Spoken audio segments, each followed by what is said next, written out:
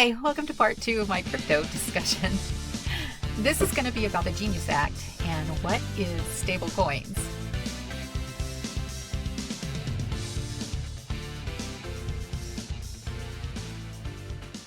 So I didn't know what stable coins were because I don't use them, and I think there's a lot of people who don't. But Congress is looking to regulate them, so let's talk about that a little bit and why it matters. Stablecoin is a relative of the crypto family. While crypto, like Bitcoin, can go up in value or down, stablecoins are built to stay relatively the same value. Most of them are meant to always be worth around $1. That's why it's called stable. Some background on why this matters. They first showed up in 2014. A coin called BitUSD was the first one, built by two guys named Charles Hoskinson. I'm going to get this wrong. Dan Larimer. It used other crypto to keep its value steady. But later that same year, a coin called Tether launched, and that one was backed by actual US dollars in a bank. That idea, using real money to back a digital coin, is still the most common type today. So let's break it down how they stay stable. Some are backed by fiat, which just means regular government-issued money like US dollars. When you hear fiat backed, it means the company behind the coin has real dollars saved somewhere to match each coin they issue. One coin equals $1 in a bank or in a government bond. That's like gift cards that are paid for before you spend them. Others use crypto instead, like Ethereum, to back their coins. Since crypto prices bounce around, they keep extra in reserve to protect against losses. There's also a type that uses only computer codes, and this was confusing for me. They're called algorithmic stable coins. These coins adjust their supply to hold their value. So if the value seems to be moving around, they may issue more coins to bring it down or burn some coins to bring it up. So supply and demand, I guess. But these are pretty risky, as you can imagine.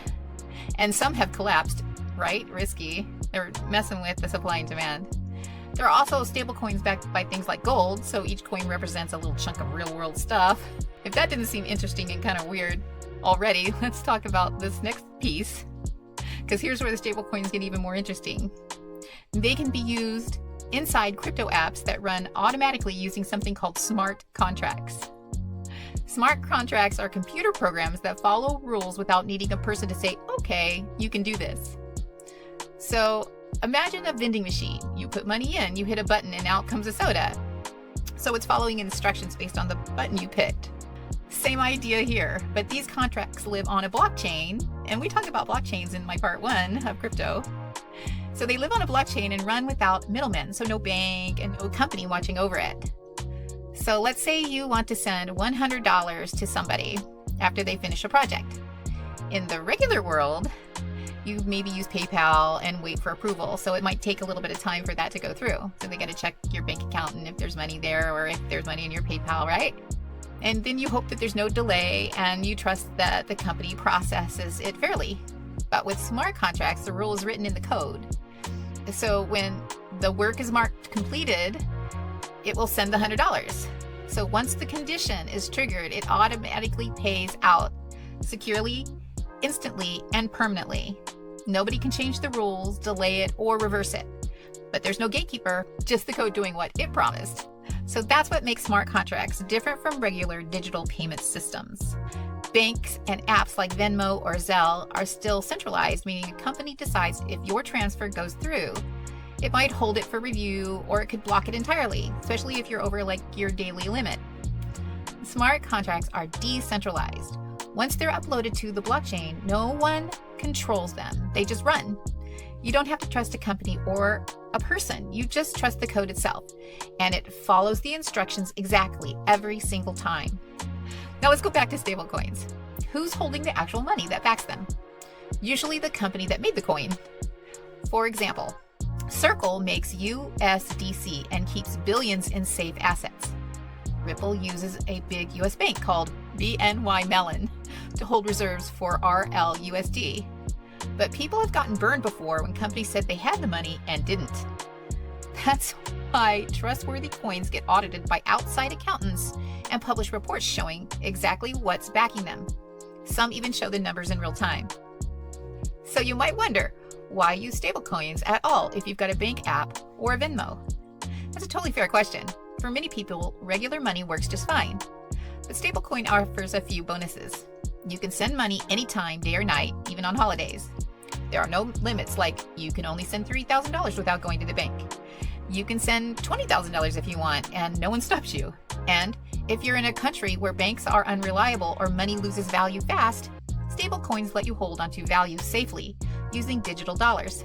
They can also plug into crypto tools like automatic lending platforms or trading apps that regular money can't access. But with great power comes great drama. Since stablecoins are tied to the US dollar and used worldwide, they can cause problems. Some governments worry people might stop using their local currency.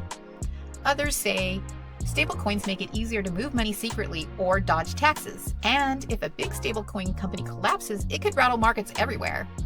That's why regulators and lawmakers are stepping in. Which brings us to the Genius Act. That's a bill in Congress, short for Guiding and Establishing National Innovation for U.S. Stablecoins. Basically, it's trying to create clear rules. It says only approved companies like banks or registered crypto firms can issue stablecoins. They have to back every coin with real money or safe government bonds. No interest payments. No weird investments. They also have to publish monthly reports and get audited by outside experts. If the company issues more than $10 billion in coins, they have to go under federal rules or stop growing. Right now, the Genius Act already passed the Senate. In the House, it ran into some drama, but after some behind-the-scenes deals, including a meeting with President Trump, it's set for another vote on July 17th. If it passes, stablecoin companies will finally have clear guardrails, and that could open the door for more U.S. businesses and banks to offer their own digital dollars. So in the end, stablecoins are just digital dollars that act the way dollars are supposed to. Steady, reliable, and useful. They're fast, they're flexible, they're helpful in the crypto world and beyond, but they're only as good as the company behind them. If you're just getting curious about how digital money works, stablecoins are a good place to start, and the Genius Act might be what finally makes them safe to use. Well, I guess that's it for now. Thanks for watching. Please like and subscribe. We'll see you next time.